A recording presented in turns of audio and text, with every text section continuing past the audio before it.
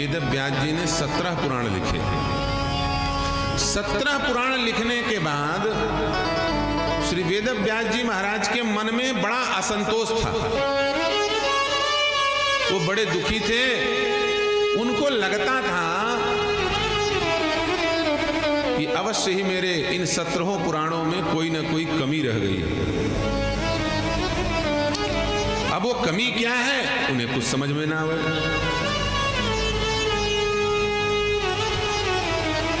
आजकल भी यही समस्या है क्या, अपनी किसी को समझ में नहीं आता। माताओं ध्यान से सुनो, हम लोगों की छोड़ो, वेद व्यास जो भगवान के अवतार हैं उनको नहीं दिखाई दे रही है। तुम्हें कहां से अपनी कमाई कमी दिखेगी? कमाई तो दिख जाती है लेकिन कमी नहीं दिखती है कि नहीं। अब कमी कोई बता दे तो भैया क्या बात है, वो बच जाए तो बहुत बड़ी बात है। ऐसे आंख लाल करके देखती है जैसे खा जाएंगे। कमी बता भर दे। क्यों 8 बजे तक सोते हो? बस कोई बोल दे, है कि नहीं? क्यों 7 बजे तक सोते हो? सूर्योदय के बाद तक सोते हो? टोक दे कोई आकर के। सांस बोल दे बहू को, पड़ी पड़ी खा रही है, कुछ कर कुरा रही नहीं, बस हो गया। तत्काल दहेज प्रताड़ना तैयार है कि नहीं? तत्काल केस दर्ज हो जाएगा, क्योंकि अपनी कमी दिखती नहीं है। हमारे यहाँ अपनी कमी देखना बहुत श्रेष्ठ कार्य माना गया। अरे अपनी कमी दिखाई ना दे तो किसी से पूछो कि मेरे अंदर क्या कमी है। ये सनातन धर्म की परंपरा है। और जो कमी बताए उसे हम अपना दुश्मन न समझें, अपना शत्रु न समझें। भैया कमी बताने वाला बहुत बड़ा परोपकारी होता है। निंदक नियरे राखिए आंगन कुटी चवाए, बिन साबुन पानी बिना निर्मल करे सुभाय। आपका स्वभाव जो आपकी कमी देखने वाला है, उसमें आपके जीवन में कोई समस्या होगी, कोई कमी होगी, तो निंदक जो होता है ना उस कमी को दूर कर देता है। इसलिए निंदक व्यक्ति को कभी दुत्कारना नहीं चाहिए, उसे स्वीकार के रखना चाहिए। वो कमी बताए और हम उस कमी को दूर कर लें, इससे हमारी जीवन में श्रेष्ठता का प्रादुर्भाव होगा, श्रेष्ठता आएगी।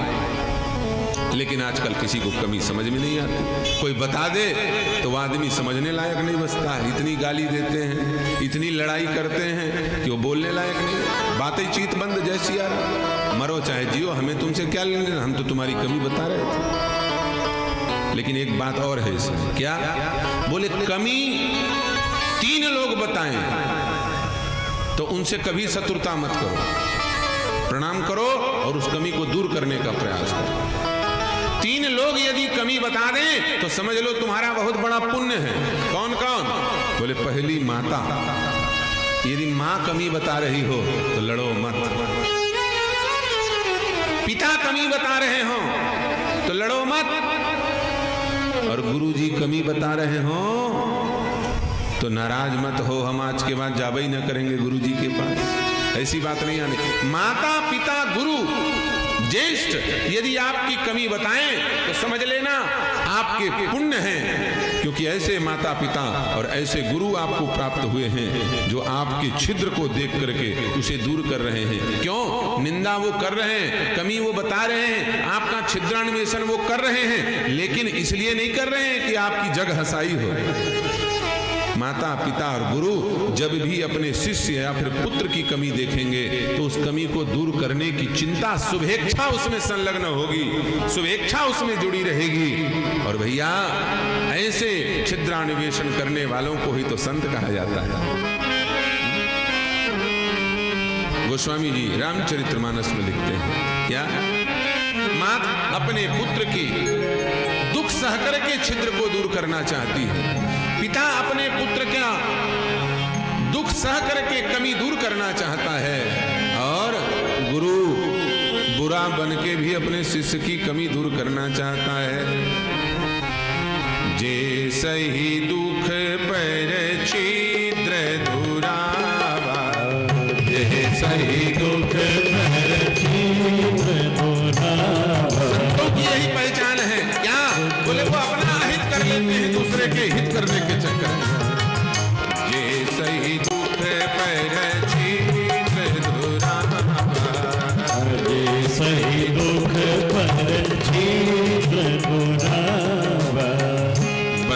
वंदनीय जेहि जग जस पावा।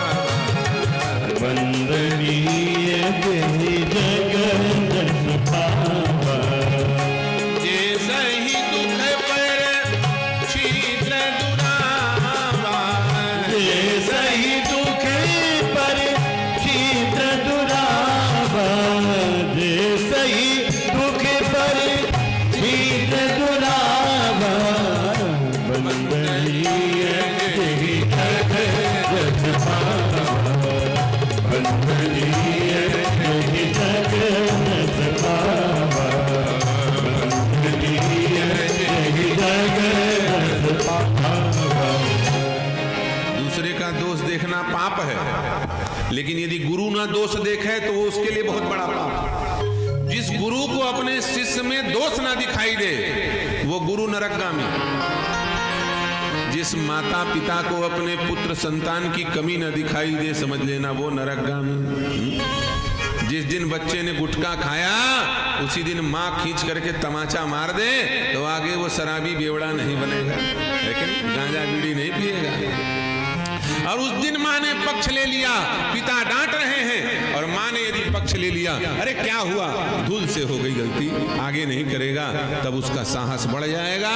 वो ऐसा गजब का नशाखोर निकलेगा कि ना तुम्हारा घर बचाएगा ना कुल बचाएगा, सब बंठा धार करके धर देगा। इसलिए जैसे वैद्य जैसे डॉक्टर यह जानता है कि मैं ऑपरेशन करूंगा तो मरीज को पीड़ा होगी, रोगी को कष्ट होगा, यह जानते हुए भी वो कैंची लेकर के शरीर को काट छांट देता है और फाड़ देता है। क्यों?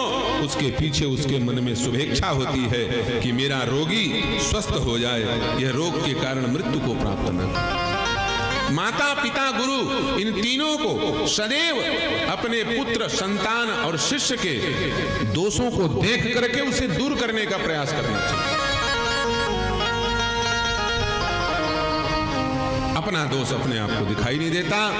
वेदव्यास जी को अपना दोष नहीं दिखाई दे रहा है, अपनी कमी नहीं दिखाई दे रही, अपनी रिक्तता नहीं दिखाई दे रही। क्या कमी हो गई कुछ समझ में नहीं आ रहा है। उसी समय श्री नारद जी महाराज पहुंचे हैं बद्रिकारण्य क्षेत्र में, सरस्वती नदी के तट पर विराजमान श्री वेदव्यास जी के सामने, और देखते हैं क्या अगाध बोध संपन्न श्री वेदव्यास जी महाराज बड़े खिन्न मन से मुरझाए हुए धूमिल मुखाकृति को धारण करके उदासीन होकर के बैठे हुए। श्री नारद जी ने पूछा, हे वेदव्यास जी महाराज, आप साक्षात भगवान के अवतार हैं, भला आपको कौन सी समस्या है? पाराशर्य महाभाग भवतः कच्चिदात्मना परितुष्यति शारीर आत्मा मानस एव वा। क्या आप दैहिक ताप से पीड़ित हैं? क्या आप दैविक ताप से पीड़ित हैं या फिर आप भौतिक ताप से पीड़ित हैं? तीन प्रकार की पीड़ा होती है। एक होती है शरीर की पीड़ा, तन की पीड़ा। एक होती है धन की पीड़ा और एक होती है मन की पीड़ा। लेकिन इसी को दैविक और भौतिक कहा जाता है। दैहिक पीड़ा, असाध्य रोग हो जाए तो देह की पीड़ा। घर में दरिद्रता आ जाए, देखो गरीबी आ जाए अलग बात है, दरिद्रता आ जाए, गरीबी को दोष नहीं माना गया है, दरिद्रता आ जाए ये बड़ा भारी दोष है। करोड़ों रुपया है लेकिन यज्ञ के लिए चंदा मांगने गए तो 5 रुपया न दिया, जय सिया राम, कह दिया आके देंगे जाओ, ये दरिद्रता है कि नहीं?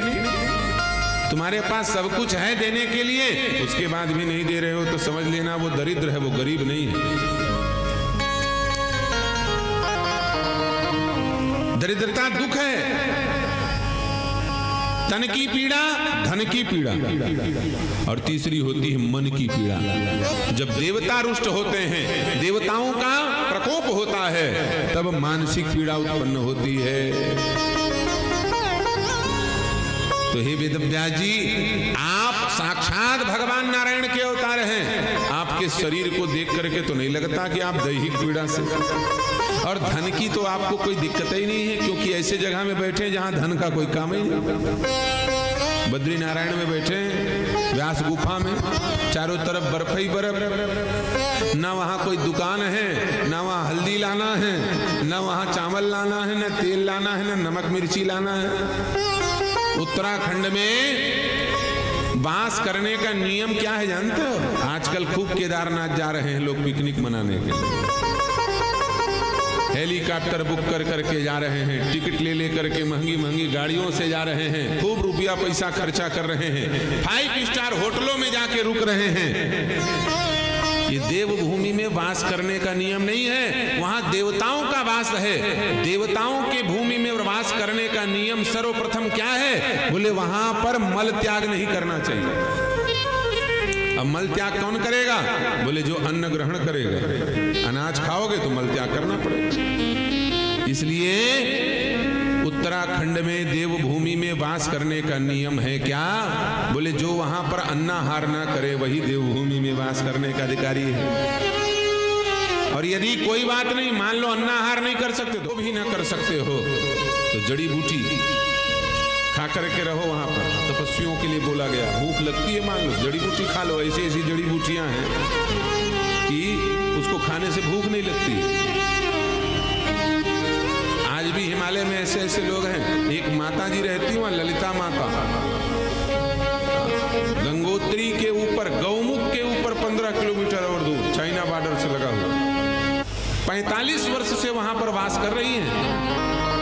और न वहां चूल्हा चौकी सिलेंडर, कोई व्यवस्था नहीं, कोई दुकान नहीं, कोई बाजार नहीं। 1 किलो चावल वहां तक नहीं ले जा सकते। साधारण लोग वहां पहुंच ही नहीं सकते, मर जाएंगे अकड़ मकड़ के, जैसी आराम हो जाएंगे बर्फ में, ग्लेशियर में। कैसे रहती हैं? कंदमूल खा करके, जड़ी बूटियों को आहार बना करके। तो वहां पर धन का कोई प्रयोग ही नहीं। इसलिए तन धन ये दोनों पीड़ा से आप ग्रसित नहीं हो, लेकिन मुझे लगता है कि आप मन से पीड़ित हो, इसीलिए आपकी मुखाकृति बदली हुई है। बताइए क्या कारण है?